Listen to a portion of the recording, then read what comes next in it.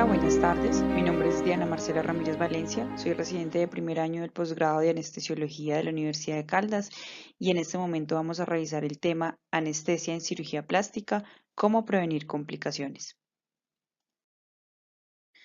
La charla la vamos a dividir en 5 ítems principales. Primero vamos a ver algo de generalidades y epidemiología en cirugía plástica. Posteriormente veremos algunos factores de riesgo en cirugía plástica que nos lleven a complicaciones. Cuáles son las principales complicaciones y cómo evitarlas. Luego veremos otros aspectos que se deben controlar durante la cirugía plástica y por último veremos algunas consideraciones según el tipo de cirugía. Existe en la sociedad una connotación de que la cirugía plástica tiene menos riesgo de complicaciones. Y si bien es cierto que los riesgos de muchos procedimientos en cirugía plástica son menores que los de otras especialidades quirúrgicas, este pensamiento nos puede llevar a minimizar los cuidados que se deben tener dentro de la cirugía plástica y puede hacer que tanto el cirujano como el paciente sean más complacientes en su conocimiento de la seguridad.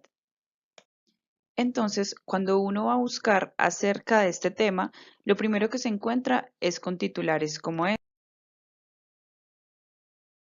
noticias de fallecimientos, noticias de complicaciones mayores o muy graves que ocurrieron en pacientes que se sometieron a cirugías estéticas. Pero realmente entonces miremos cómo está la epidemiología mundial y en Colombia. En el mundo tenemos que hay muertes por liposucciones, una de cada 5.000 procedimientos, y muertes por abdominoplastias en uno de cada 3.500 procedimientos.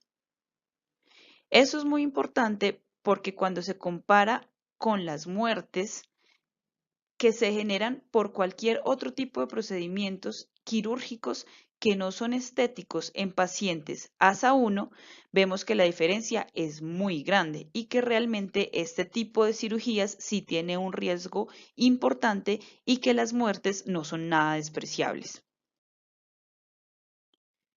La primera causa de muerte a nivel mundial por cirugías estéticas es la enfermedad tromboembólica. Y la segunda causa es el embolismo graso. ¿Y en Colombia qué tenemos?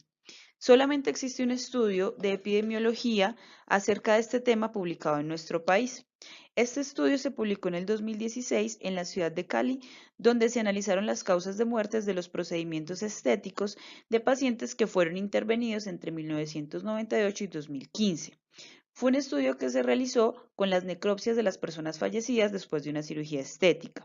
Se encontró que el tromboembolismo pulmonar y el embolismo graso comparten la primera causa de mortalidad y que la anemia secundaria al sangrado también es una causa importante de morbilidad mayor en estas pacientes y que el 55% de estos pacientes fallecen en las primeras 24 horas postquirúrgicas. Esto nos hace pensar que es realmente importante determinar qué pacientes se deben quedar hospitalizados mínimo 24 horas para observar complicaciones mayores y para actuar con prontitud. ¿Qué más encontró este estudio? Que de todas las pacientes fallecidas, 30% se había realizado un procedimiento estético, 26% se realizó dos procedimientos estéticos en un mismo acto quirúrgico, 32% se realizó hasta 3 procedimientos y el resto se realizó inclusive hasta 9 procedimientos quirúrgicos en un mismo acto. Eso quiere decir pues que realmente estamos exponiendo a nuestras pacientes a un riesgo importante cuando le sumamos más y más procedimientos en un mismo acto quirúrgico debido a pues que las posibilidades de complicaciones se aumentan muchísimo. De estas pacientes fallecidas, el procedimiento que más se realizó fue la liposucción, seguida por la aplicación de biopolímeros en glúteos y lipectomías. 56% de estos pacientes fallecidos fueron intervenidos por cirujanos plásticos y el resto, es decir, casi la mitad, fueron intervenidos por médicos generales, esteticistas, dermatólogos e incluso personas sin ninguna formación en el área de la salud. Entonces vamos a ver ¿Cuáles son los principales factores de riesgo para complicaciones después de intervenciones quirúrgicas por cirugías estéticas? El tabaquismo es uno de los principales factores de riesgo. Este nos va a generar tres problemas principales. Va a alterar la agregación plaquetaria, genera vasoconstricción y disfunción endotelial, con lo que se va a alterar la perfusión general de estos pacientes. Además, se altera la función fibroblástica, generando un daño o una alteración en la cicatrización. Y también se altera la función de los neutrófilos, generando mayor predisposición a las infecciones. Otro de los factores de riesgo a tener en cuenta es el diagnóstico de diabetes. Como ya lo sabemos, este nos puede generar una alteración en la cicatrización, un aumento en la incidencia de infecciones, y hay estudios que han demostrado que hay una relación directa entre el nivel de hemoglobina glicada y el riesgo de discencia de la herida. También nos puede generar complicaciones microangiopáticas y macroangiopáticas propias de la enfermedad. La comorbilidad que mayor impacto tiene sobre la morbimortalidad es el índice de masa corporal cuando está por encima de 30. Hay estudios que muestran que el riesgo de presentar complicaciones aumenta un 26% cuando la cifra de índice de masa corporal sobrepasa el número de 30. Y aún más alarmante, hay otros estudios que muestran cómo la incidencia de enfermedad tromboembólica en el posoperatorio aumenta de menos de 1% a más del 7% solo por sobrepasar esta cifra de índice de masa corporal. Otro factor de riesgo importante es el tiempo quirúrgico. Cuando la cirugía dura más de 4 horas, vamos a ver aumentado el riesgo de necesidad de reintervención, de formación de hematomas, de readmisión hospitalaria y de tromboembolismos.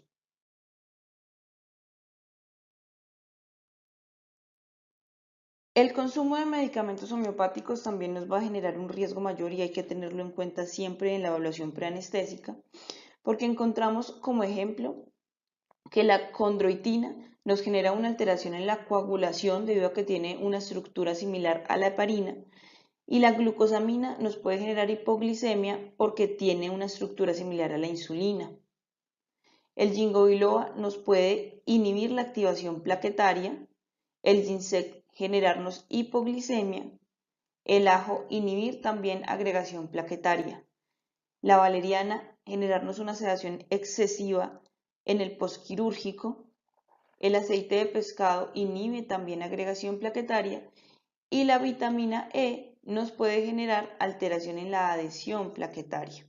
Todo esto hay que tenerlo en cuenta a la hora de evaluar a nuestros pacientes para decirles o explicarles en qué momento se debe detener el consumo de este tipo de productos. Ya habiendo visto entonces los principales factores de riesgo para complicaciones en cirugías estéticas, vamos a ver entonces cuáles son esas principales complicaciones y cómo las podemos evitar. Bueno, toda la literatura mundial reconoce que la primera causa de fallecimiento en cirugía plástica es la enfermedad tromboembólica, es decir, la trombosis venosa profunda y el tromboembolismo. Y ocurre en 1 a 2% de todos los pacientes que se llevan algún tipo de procedimiento de cirugía estética. Y debemos recordar pues, que no solamente esta complicación está asociada a cirugías estéticas, sino que también muchos otros tipos de procedimientos quirúrgicos tienen esta complicación importante. Entonces, ¿qué debemos hacer? Hacerles una escala de riesgo, que la única validada hasta el momento es la escala de Caprini, y con ella determinar qué vamos a hacer con las pacientes. La escala de Caprini fácilmente se puede realizar en cualquier dispositivo electrónico. Nos va a pedir unos datos y nos va a arrojar una cifra de riesgo, unos puntos. Y secundario a esos puntos que nos van a dar un consejo, nos van a decir qué se debe hacer con esa paciente para evitar pues que nos vaya a generar una alteración tromboembólica. Se considera que de bajo riesgo son las pacientes que van a tener entre 0 y 1 punto y lo que se debe hacer con ellas es una deambulación temprana, ponerles medias elásticas y además durante la cirugía compresión neumática. El mediano riesgo son pacientes cuando tienen 2 puntos y se les debe hacer lo mismo que a las de bajo riesgo. Todo lo que dije anteriormente era profilaxis mecánica. Se debe considerar también profilaxis con heparinas de bajo peso molecular. Y las pacientes de alto riesgo son aquellas que tienen entre 3 y 4 puntos. Y las de muy alto riesgo, las que tienen 5 o más puntos. Estos dos últimos grupos de riesgo se les debe realizar la misma acción, que es obligatoriamente se les debe realizar profilaxis mecánica y además farmacológica con heparina de bajo peso molecular. Los artículos nos dicen que se debe usar dalteparina, sí, pues esa va a ser nuestra elección, 50 unidades por kilo y se puede iniciar hasta 24 horas después de inicio de la cirugía, sin encontrar diferencias cuando ésta se pone al principio o durante el procedimiento, pero sí hay diferencias porque hay menor incidencia de sangrado postoperatorio cuando se pone hasta 24 horas después de haber iniciado la cirugía. Pero en 2010 se publicó un artículo en la Revista Colombiana de Anestesiología en donde nos mostraban un modelo de evaluación de riesgo que se propuso después de hacer un consenso entre la SCARE y la Sociedad Colombiana de Cirugía Plástica. Y este modelo nos dice que se puede asignar unos puntos a cada paciente y secundario, es decir, según el número de puntos que nos dé, se puede clasificar al paciente en un paciente de bajo, moderado, alto o muy alto riesgo. Y secundario a esto, entonces se puede determinar qué hacer con estos pacientes. Por ejemplo, pacientes que tengan un solo factor de riesgo se consideran de bajo riesgo. ¿Y qué se debe hacer? Incitar a la deambulación temprana y compresión neumática intermitente hasta ser dada de alta. Cuando tiene 2 factores de riesgo se considera que tiene un riesgo moderado, se debe hacer lo mismo que con el paciente de bajo riesgo y se debe considerar heparinas de bajo peso molecular. Las pacientes de alto riesgo entonces son quienes tienen entre 3 y 4 factores de riesgo y se debe hacer lo mismo que con las pacientes anteriores. Para estos pacientes sí es obligatorio iniciar heparina de bajo peso molecular entre 2.500 y 3.500 unidades por día por 5 días. O incluso nos dicen que podemos considerar el uso de fundaparinox 2.5 miligramos subcutáneos al día por 5 días. Y las pacientes que son de muy alto riesgo, que tienen más de 5 factores de riesgo, entonces lo mismo, deambulación, compresión neumática intermitente, medias de compresión y también heparinas de bajo peso molecular, pero a dosis más altas y por más tiempo, 3.400 unidades día o cada 12 horas por 10 a 14 días. O el fundaparinox 2.5 microgramos subcutáneo al día por 5 días. Los puntos se asignan según estas tablas que vemos acá. La tabla 1 nos muestra cómo se puntúan los factores de riesgo de la paciente. Por ejemplo, si se va a hacer una cirugía combinada con abdominoplastia, eso nos va a dar entre 3 y 4 puntos. O si la paciente tuvo un infarto de miocardio previo o si se le va a realizar un colgajo libre, se le deben asignar estos puntos. La tabla número 2 nos muestra los factores de riesgo que predisponen a la paciente a hacer trombosis. Entonces aquí nos van a dar, los puntos, la edad de la paciente, si ha tenido embarazo previo, si tiene antecedente de enfermedad maligna, obesidad, si tiene antecedente de cualquier alteración en la coagulación o si tiene otros factores adquiridos. Y la tabla 3 nos va a dar entonces la sumatoria de estos puntos y dónde se va a ubicar nuestro paciente para poder determinar entonces cuál es la acción a seguir. Importante entonces considerar que hay ciertos pacientes que tienen más riesgo que otros y que esos pacientes que tienen más riesgo que otros se deben dejar en hospitalización mínimo 24 horas. ¿Cuáles son? Pacientes que se van a demorar más de 5 horas en cirugía o que duraron más de 5 horas en cirugía. Quienes tienen más de 5 factores de riesgo para enfermedad tromboembólica. A quienes se les realizó liposucciones de más de 5 litros, a quienes se les realizan cirugías combinadas que incluyan abdominoplastias, a quienes llegan de otras ciudades y llegan a ciudades que tienen una altura de más de 2000 metros en 2 o menos días previos a la cirugía, o aquellos que viajarán más de 4 horas y este viaje se hará antes de una semana posquirúrgica, y a quienes se les va a realizar lipoinyección glútea. Todos estos pacientes entonces, lo que dijimos, observación mínima entre 18 y 24 horas y tomar un hematocrito antes del alta para determinar qué tanto riesgo de hipercoagulabilidad tienen. Ahora, las pacientes que se desplazan para realizarse cirugía en otras ciudades.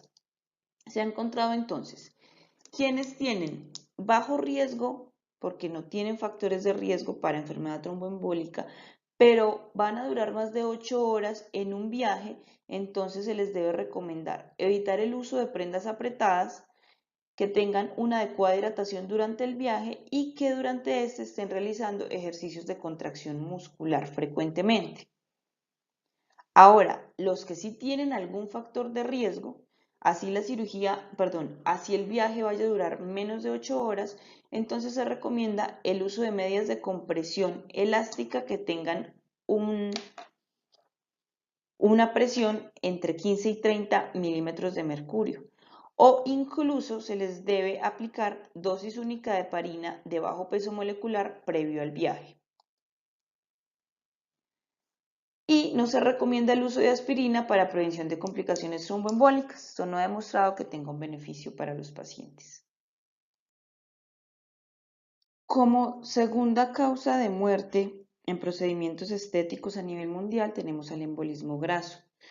A diferencia de lo que se creía antes, se ha encontrado que este ocurre secundario a lipoinyección glútea y es hoy en día entonces la segunda causa de muerte en cirugías plásticas.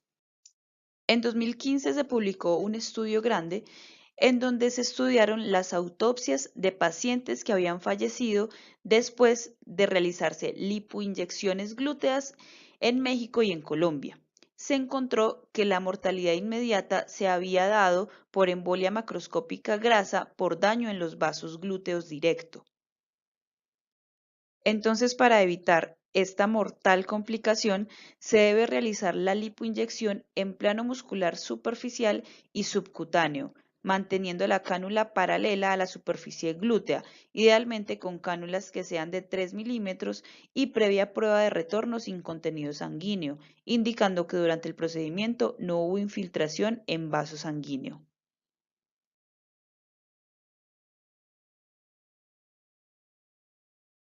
Otra de las causas de complicaciones posquirúrgicas en pacientes que se someten a cirugías estéticas son las infecciones del sitio operatorio.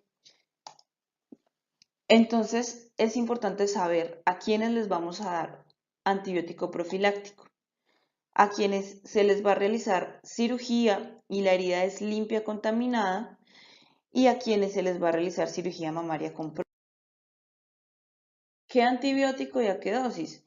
Idealmente cefalosporinas de primera o segunda generación a dosis de 1 gramo para pacientes que pesen menos de 70 kilos y de 2 gramos para quienes pesen más de esto. Y quienes sean alérgicos a las cefalosporinas se les debe aplicar clindamicina entre 600 y 900 miligramos.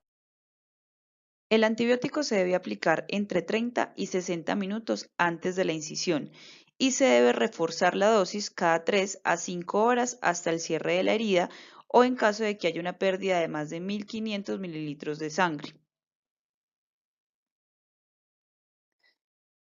¿Qué más se debe considerar? La CDC nos dice entonces que no se deben dar dosis adicionales postoperatorias cuando no hay prótesis y que no existe evidencia de que sumergir las prótesis mamarias en soluciones con antibiótico o antiséptico tenga pues un beneficio para las pacientes o disminuya el riesgo de infección. El lavado previo a la incisión se debe hacer idealmente con soluciones como clorhexidina o alcohol, debido a que hay estudios que han demostrado que las infecciones se generan mucho más cuando se usa yodopovidona. Importante con estas soluciones con clorhexidina o alcohol que se deben dejar secar antes de hacer la incisión y que las películas adhesivas no son necesarias ni han mostrado un beneficio real. Otras consideraciones que se deben tener en cuenta con algunos de los factores de riesgo son estas que vemos acá. Pacientes que tengan obesidad no deben ser llevados a cirugía hasta que no tengan un índice de masa corporal por debajo de 30.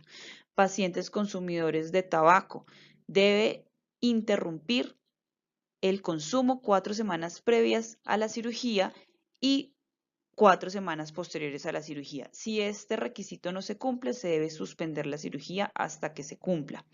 Y pacientes con diabetes debemos tener siempre una meta de glicemia perioperatoria entre 125 y 200 miligramos sobre decilitro. Con respecto a los medicamentos homeopáticos que habíamos visto previamente, es importante saber en qué momento se deben suspender antes de la cirugía. Pacientes que consumen condroitina o glucosamina deben suspender estos medicamentos entre 2 y 3 semanas previas. Los consumidores de ginkgo biloba 36 semanas previas y quienes consumen ginseng, ajo con frecuencia y valeriana una semana antes. Los que consumen con frecuencia aceite de pescado 3 semanas antes de la cirugía y la vitamina E entre 2 y 3 semanas previas. Además de lo que ya hemos visto, ¿qué otros factores se deben controlar para evitar complicaciones? El dolor es uno de los factores importantes que tenemos que tener en cuenta y que controlar en estas pacientes, ya que un dolor intenso nos puede generar limitación en la movilidad, aumentando aún más el riesgo de complicaciones tromboembólicas.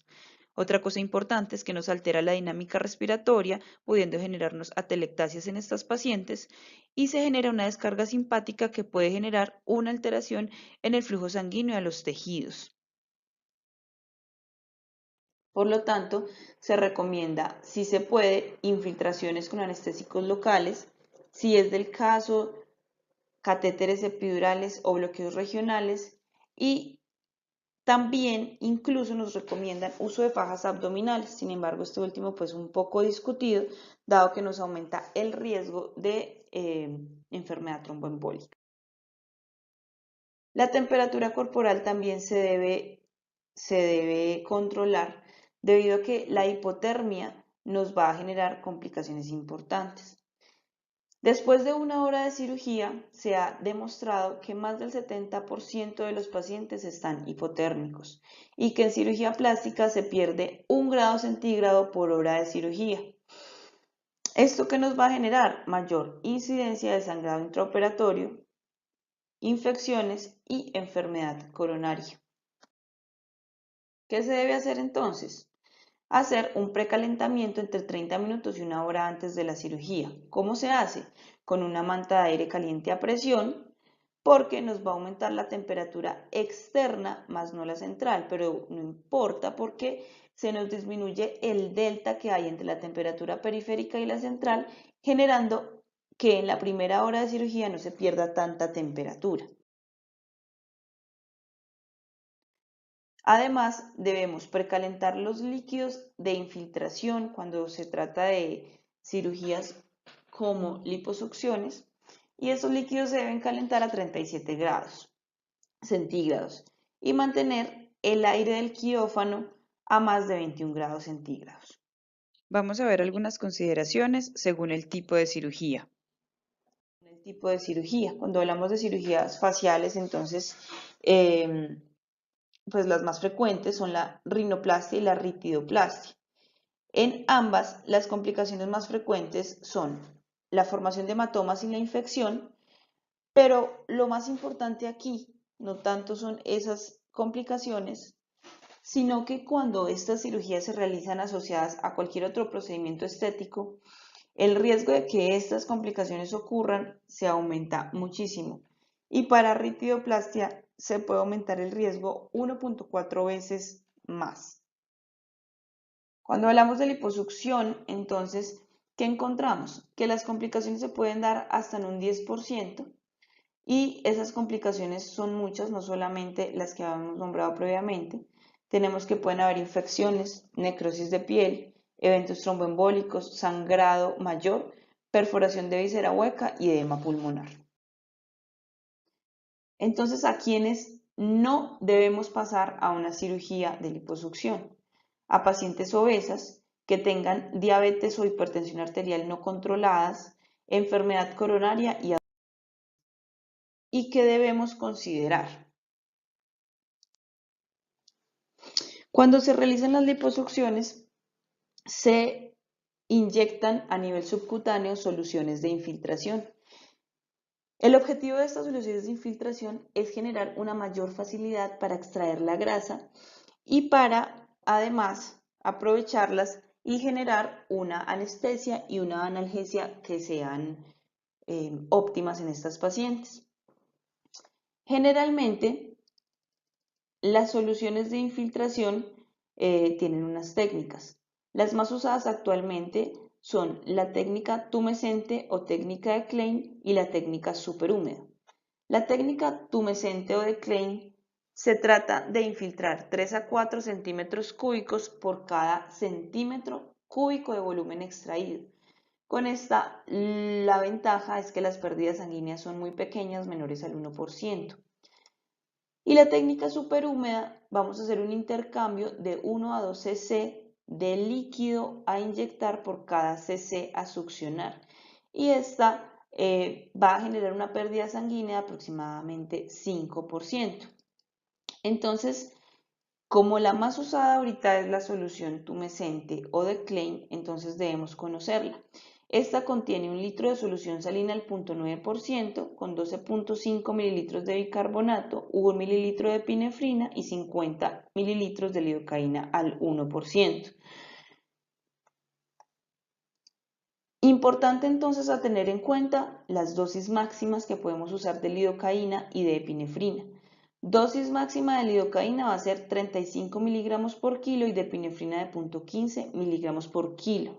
Son dosis altas porque se considera y se supone que son soluciones que se inyectan y se vuelven a extraer y no quedan dentro del cuerpo. Recordar no usar epinefrina en pacientes con diagnóstico de feocromocitoma, hipertiroidismo, hipertensión grave o que tengan enfermedad cardíaca o vascular periférica. ¿Qué otras consideraciones debemos tener? Si se extrajeron más de 5 litros de volumen total, se debe esa paciente quedar en hospitalización para observar su evolución. Y ojalá, desde el principio, hablar con el cirujano plástico para determinar que no se debe exceder más del 8% del peso corporal del paciente en extracción de grasa. Algunos estudios han demostrado que el 70% del volumen que se infiltró de solución tumescente no se aspiró. Es decir, que ojalá no usemos líquidos endovenosos si la técnica que se va a usar va a ser la superhúmeda o tumescente. Y sí, lo esperado es que se va a extraer más de 5 litros de volumen en total, no combinar la liposucción con otro procedimiento durante el mismo acto quirúrgico debido al aumento en las complicaciones y las morbilidades posteriores que esto puede generar.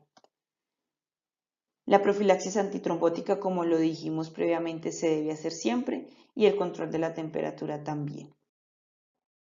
Las complicaciones secundarias a mamoplastias son sobre todo complicaciones estéticas, por lo tanto no se van a considerar en esta presentación, y cuando se va a realizar lipoinyección glútea, pues entonces el riesgo mayor es el embolismo graso y ya sabemos pues cómo podemos evitar o prevenir que esto nos genere complicaciones. Aparte de lo que ya hemos visto, ¿a qué otras pacientes se deben hospitalizar? Pacientes que tengan más de 65 años, que se les succione más de 5 litros de volumen, pacientes ASA 3 con un índice de masa corporal mayor de 30, pero pues ya vimos que estas ojalá no pasarlas a cirugía. Cirugías que duren más de 4 horas y cirugías que vayan a combinar varios procedimientos. Muchas gracias.